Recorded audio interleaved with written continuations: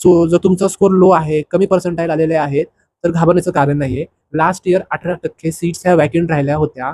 After the CAP admission are close. So तुम्हाला branch भेटणार, चांगलं कॉलेजही भेटणार, पण चांगला प्रेफरन्स फॉर्म भरला, चांगला ऑप्शन फॉर्म भरला, या सर्व गोष्टी जर तुम्ही कन्सिडर केल्या, तर तुम्हाला एक चांगलं कॉलेज मिळणार. तो हॅलो स्टुडंट, मी Siddhant Vakte from COEP. MSc CET 2026चा PCM फर्स्ट अटेम्प्टचा रिझल्ट डिक्लेअर झालेला आहे आणि आता बऱ्याचशा मुलांना त्यांच्या स्कोरनुसार पर्सेंटाईल मिळालेले आहेत.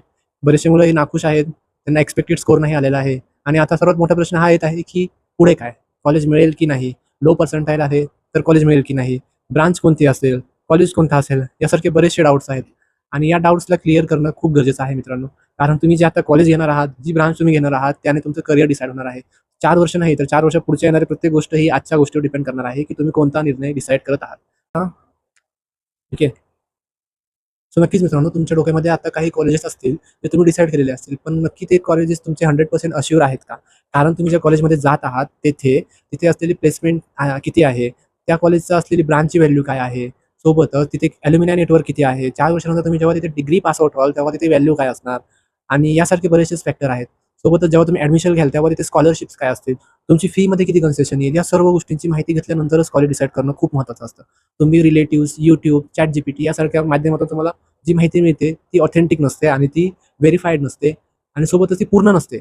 ऑफकोर्स ती माहिती मिळते, पण ती पूर्ण नसते आणि याच ब्लाइंडली फॉलो करून लिस्ट बनवतात आणि ती लिस्ट YouTubeला मुलं ती लिस्ट बनवतात आणि हीच लिस्ट यूज करतात ऑप्शन फॉर्म फिलिंगमध्ये आणि येथे सर्वात मोठा मिस्टेक होतो.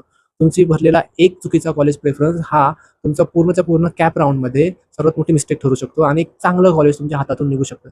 इव्हन थ्रो तुमचा पर्सेंटाइल स्कोर हा लो आहे, पण तुम्हाला एक डिसेंट कॉलेज मिळू शकतं तुमच्या पर्सेंटाइलनुसार, जर तुम्हाला त्याबद्दल पूर्ण नॉलेज असेल तर. सो बऱ्याचशा मुलांनी मला मेसेजही केला की त्यांचा CETमध्ये स्कोर कमी आहे, पण JEEमध्ये स्कोर चांगला आहे. तर JEE थ्रू त्यांना कॉलेज मिळू शकतं का? JEE थ्रू त्यांनी घेतले कॉलेजला ॲडमिशन, तर तिथे ॲडव्हांटेजेस काय असतील, तिथे डिसॲडव्हांटेजेस काय असतील आणि मग त्यामध्ये फीचं काय असतो क्रायटेरिया. कारण जेव्हा तुम्ही CET थ्रू ॲडमिशन घेता आणि JEE थ्रू ॲडमिशन घेता, तेव्हा फार मोठा डिफरन्स येतो. गव्हर्नमेंटमध्ये तिथे किती सीट्स आहेत, तिथे सीट्स आहेत का नाही, प्रायव्हेटमध्ये कोणत्या कॉलेजेसमध्ये सीट्स आहेत, तिथे घेणे वर्थ आहे का नाही, COEP सारख्या मोठ्या कॉलेजेसमध्ये JEE थ्रू ॲडमिशन होतात का, ते कसे होतात याची माहिती मुलांना नसते आणि सोबतच मग ही सर्व माहिती तुम्हाला कुठून भेटणार, तर वन अँड वन काउन्सिलिंगमधून भेटणार. तुमची काही प्रश्न आहेत कॉलेजेसबद्दल, placement, internship, industry exposure, scholarship, documents आणि सोबतच असले कॉलेजची असलेली फीज, कॉलेजमध्ये असलेली हॉस्टेलची फॅसिलिटी, हॉस्टेलमध्ये असलेले फीज, या सर्व गोष्टींची माहिती तुम्हाला फक्त वन अँड वन काउन्सिलिंग थ्रूच मिळू शकते. तसंच काही मुलांना आता ब्रांचमध्ये भरपूर कन्फ्युजन आहे की त्यांनी ब्रांच कोणती निवडावी. टेकची ब्रांच घ्या, नॉन टेकची ब्रांच घ्या. टेकच्या ब्रांचमध्ये सुद्धा CSE आहे, IT आहे, कॉम्प्युटर्स, AI/ML, AIDS यासारख्या बऱ्याचशा ब्रांचेस आहेत. सो टोटल ऑल ओव्हर महाराष्ट्रामध्ये 103 प्लस ब्रांचेस आहेत. मग या ब्रांचेस सोबतच काहींना कोरमध्ये इंटरेस्ट आहे.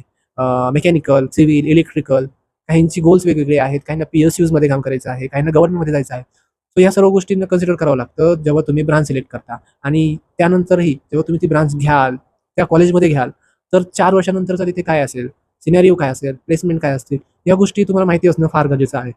सो माझी टीम तुम्हाला डायरेक्टली कनेक्ट करून देईल त्या लोकांशी ज्यांनी या फेजमधून गेलेले आहेत. तुमचे जे काही ब्रांचबद्दल कन्फ्युजन आहे ते डायरेक्टली तुम्ही विचारू शकता आणि तुमचे जे काही डाऊट्स आहेत ते क्लिअर करू शकता. सो ब्रांच हा खूप महत्त्वाचा फॅक्टर आहे. कॉलेज तर तुम्ही पहा, पण ब्रांचवरूनच तुमचं करिअर डिसाईड होतंय.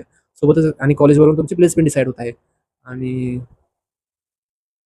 सो हे ब्रांच आणि कॉलेजचं जर कन्फ्युजन कंप्लीटली दूर करायचं असेल ना, तर तुम्हाला एक प्रॉपर गाईडन्स लागणार आहे.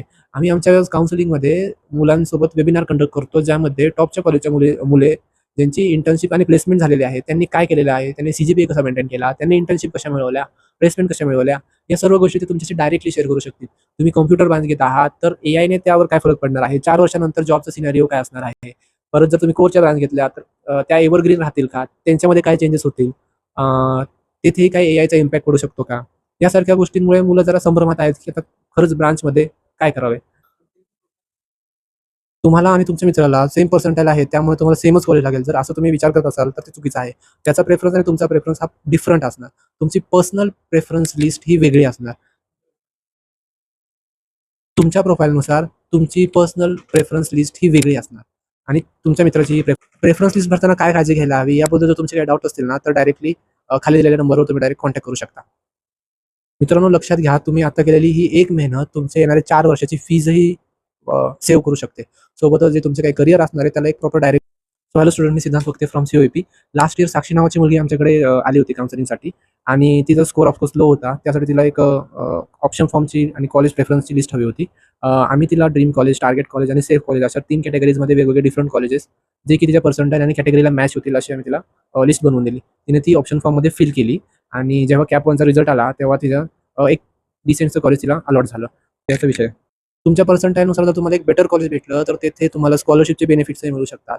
तुमची प्लेसमेंटच्या अपॉर्च्युनिटीही वाढतात. त्यामुळे करिअरला एक प्रॉपर डायरेक्शन मिळते. त्यासाठी काउन्सिलिंग खूप गरजेची आहे. जर तुम्ही रँडमली फॉर्म भरला, जर ते कॉलेज लागलं, तर तिथे फीज ही 1.5 ते 2 लाख असणार.